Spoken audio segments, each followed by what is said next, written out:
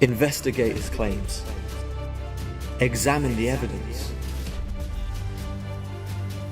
Make your decision.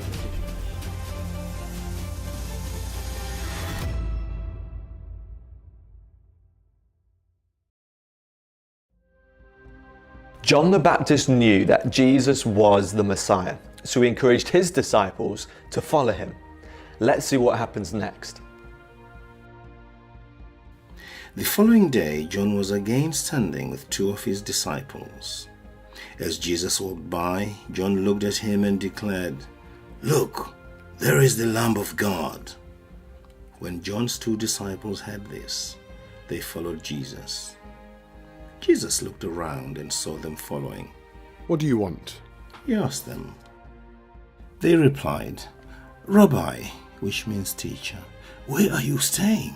"Come and see," he said. It was about 4 o'clock in the afternoon when they went with him to the place where he was staying, and they remained with him the rest of the day. I'm sure that Andrew and John had lots of questions for Jesus. How was he going to prove that he was the Messiah?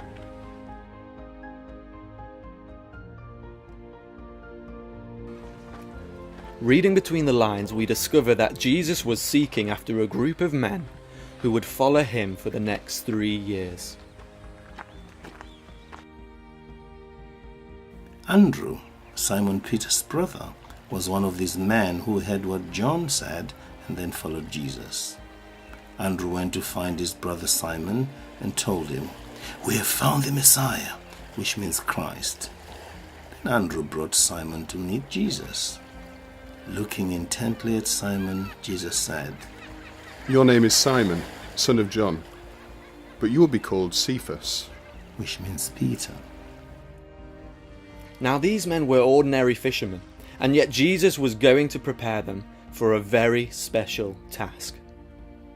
They travelled north to visit towns surrounding the Sea of Galilee, known today as Lake Tiberias.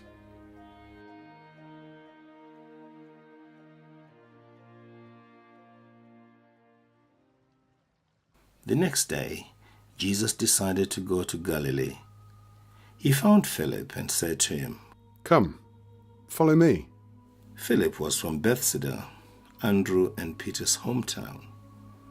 Philip went to look for Nathanael and told him, "We have found the very person Moses and the prophets wrote about. His name is Jesus, the son of Joseph from Nazareth." "Nazareth?" exclaimed Nathanael. "Can anything good come from Nazareth?" "Come and see for yourself," Philip replied. Whilst Philip refers to Moses and the prophets, today we call this the Old Testament. Men of God who lived before Jesus was born wrote down specific details concerning the coming Messiah. Nathanael knew prophecies like this one. "But you, Bethlehem, are only a small village among all the peoples of Judah. Yet a ruler of Israel will come from you, one whose origins are from the distant past." Nathanael was right to question Jesus coming from Nazareth, as Bethlehem was where the Messiah was to be born. As they approached, Jesus said, "Now here is a genuine son of Israel, a man of complete integrity." "How do you know about me?" Nathanael asked. Jesus replied, "I could see you under the fig tree before Philip found you." Then Nathanael explained, "Rabbi, you are the Son of God, the King of Israel." Jesus asked him, "Do you believe this just because I told you I had seen you under the fig tree? You will see greater things than this." Then he said, "I tell you the truth, you will all see heaven open and the angels of God going up and down on the Son of Man, the one who is the stairway between heaven and earth." Nathanael will have discovered that Jesus had been born in Bethlehem, but as predicted in the Old Testament, Jesus had fled to Egypt and later returned to Nazareth, where he grew up. Jesus then reminded Nathanael of a promise God had made to one of his ancestors, Jacob. As Jacob slept, he dreamed of a stairway that reached up to heaven, and he saw angels going up and down the stairway. At the top he saw the Lord, and he said, I am the Lord, the God of your grandfather Abraham, and the God of your father Isaac.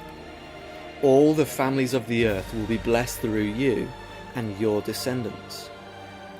Jacob was to be the father of the nation called Israel. They would be as numerous as the stars.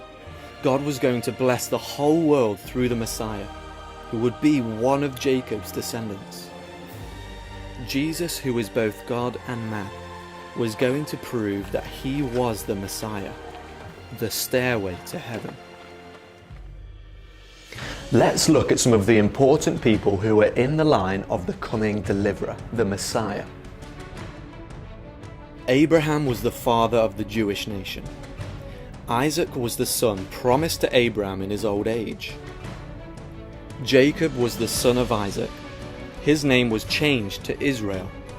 The Jewish people back then were called the Israelites. Joseph was one of the 12 sons of Jacob. Because of a famine in their own land, Joseph and his growing family went down to Egypt and settled there.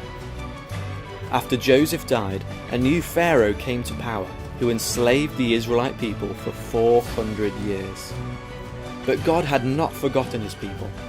After all, it was through this people that the Messiah would come. Later in John's account, Jesus is to say these words, I am the way, the truth, and the life. No one can come to the Father except through me. Jesus claims to be the only way to God.